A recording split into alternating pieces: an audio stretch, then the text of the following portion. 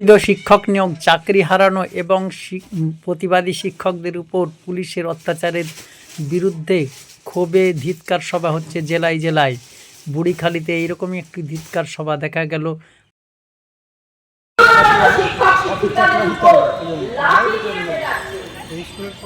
আমাদের কাছে যা তথ্য আছে আমরা যা জানি আমরা জানতাম পুলিশ একসময় কি বেতন পেত তাদেরকে আমরা অনেক কষ্ট করে অনেক কড়া করে আমাদের শিক্ষকরা কথা বলতো পুলিশ তুমি যতই ভালো তোমার বেতন 100 টাকা।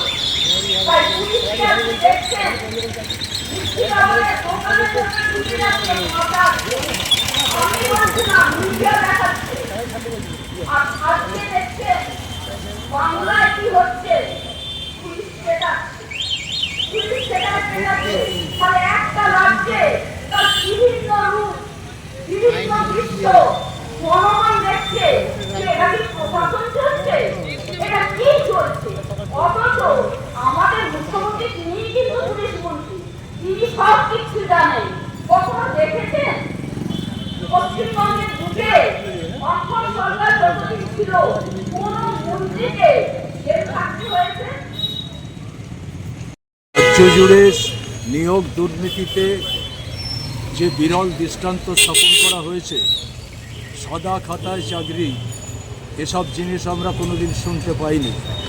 পশ্চিমবঙ্গ সরকার এই যে জঘন্য নিন্দনীয় ঘটনার সূচনা করলেন, এর ভবিষ্যৎ পরিণতি অত্যন্ত মর্মান্তিক।